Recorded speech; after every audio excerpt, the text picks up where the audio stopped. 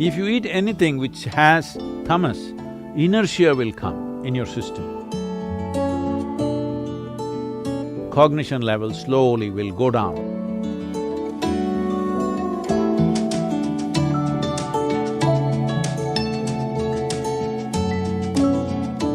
So Sadhguru, what in your view is the fundamental cause of mental disorders? If you're asking for one cause… Well, it could be many. See, one thing is the way we eat.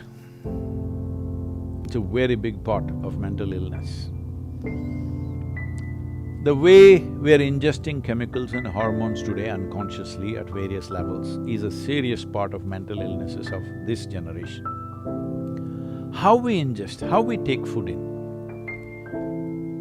This may sound little far-fetched for UK, but please listen to me carefully. We look at life like this. You are who you are as a person. You are who you are because of the parentage that you had, the schools that you went to, the education that you had, now the exposure that you have in your life. That's why you have become this kind of a person, isn't it? It's all many things receiving. So all the times you're receiving, what you're receiving is not just information and thought. Life receives in so many levels. On the energetic level, it receives. So in India, we see that anywhere if you want to receive something, first thing is you cross your legs, all right? Right now I'm sitting that way, it may not be visible to you. But first thing is cross your legs because we don't want to receive from the lower part of our body. We want to receive… anything positive means we want to receive from the upper part of our body. So if you go to some place where we think it's energetically strong, first thing is we cross our legs and keep our hands open because we want to receive from the dimensions which represent… in the yogic physiology, it's like this. There are 112 chakras, 114, but actually 112 within the human system. Out of these 112, there are 7 categories of them, 16 in each one of them. These 7 are generally known in the world today as chakras. So the first 3 are survival processes. And the in-between one is representing a meeting of this. It is from here on, from anahata onwards, which is enlightening processes of life. So in that sense, it is important you receive certain things in certain ways. Food is considered very basic level of reception. How we receive food, what we receive is very important. Today, what are we receiving? Right now, as you see societies get more and more affluent, they start eating worse and worse food. What a rural person in India would not touch, very sophisticated cities are eating that kind of food. When I say that kind of food, almost anything that Western societies are using today are a minimum 30 to 60 days old. In yoga, their food is classified as sattva, rajas and tamas. Tamas means inertia. If you eat anything which has tamas, inertia will come in your system. Inertia does not mean you just become lazy. Inertia means certain things slow down. Certain things means essentially regeneration of the system slows down. Today you know that neuronal regeneration is one of the most important aspect of keeping your brain reasonably functional throughout your life. If you are consuming foods which are tamasic or causes inertia in the general function of your system, in the energetic process of who you are, then you will see cognition level slowly will go down over a period of time. Because everybody understands this. This is why they're drinking cups and cups of Coca-Cola or coffee or alcohol or something else because they know they need to balance that. So this kind of balance is a very rudimentary way of balancing your system, that you're putting wrong things and then you're trying to correct it with right things. The highest number of antacids in the world, nearly 60% of the world's antacids are sold in America, the most affluent population on the planet. This means they have a whole choice of nourishment. They can eat the best food, but no, they will eat the worst food because commercial forces will decide what you eat. you cannot eat consciously anymore what you want to eat. Just I'm saying, if everything becomes fresh food, in the yogic culture, if you cook something, the maximum time in which you can eat it is 1.5 hours, 90 minutes. Before that, you should have eaten the food. After that, we won't touch the food because it has started gathering tamas, inertia will begin to happen. If you want to experiment, you can experiment, eat something very fresh for 1 week, eat something which is processed and kept for 1 month, 2 months and then eat it, you will see the level of alertness in the system, you will notice it in your experience. But it is happening at the cellular level, it is happening in terms of… we call this ojas, there is no English word for that.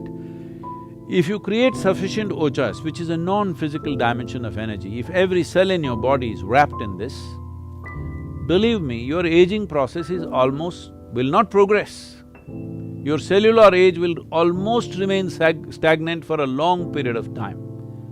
Some of the tests they have done on me and they are saying that my cellular age is 25. Well, I still am like 25, I'm maintaining the same level of activity, I'm maintaining the same weight, same everything. This is not some miracle. Every human being is capable of this with some simple attention to fundamental things. Going further in terms of food, there is something called as viruddha ahara.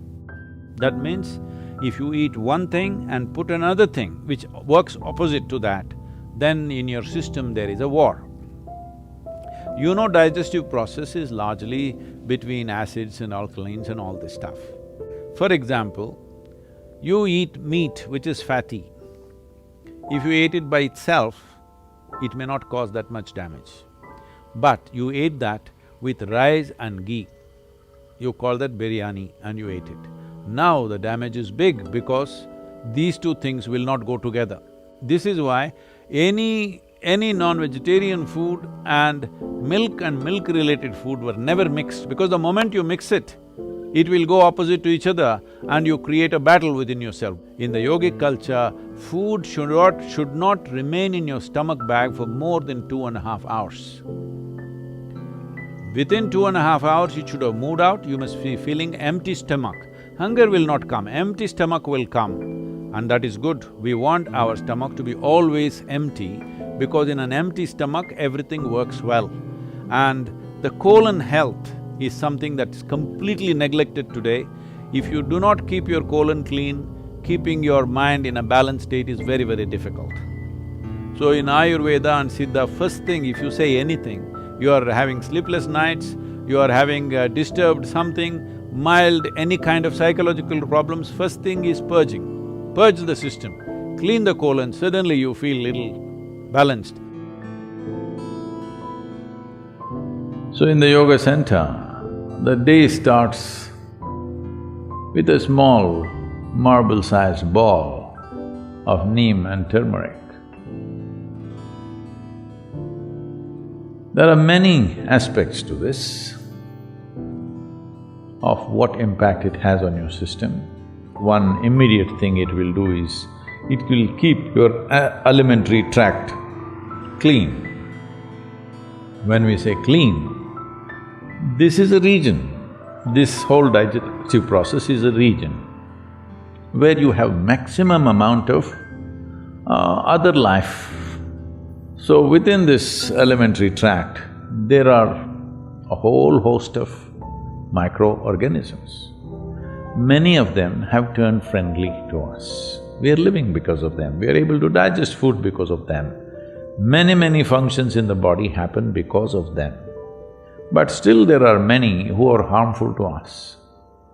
The uniqueness of neem, especially when it is taken along with turmeric, if these two things go together, largely those things which are not necessary for the body, those things which can harm the body, any kind of parasital life which is there, all these things get eliminated. It is not a whole solution, but it'll bring the basic necessary atmosphere in the body to make the corrections. Either with medicine or with necessary practices, you can bring about correction. How do we apply this to a person who is suffering right now? That needs a compassionate approach, not a standard approach, my way or your way. It's a very silly way to go at it, that this is the only way it can be done, because that's not how human beings are. A judicious action of what could be maximum right rather than wrong, more right than wrong is all you can do. I don't think anybody has an absolute right about mental conditions that people are in.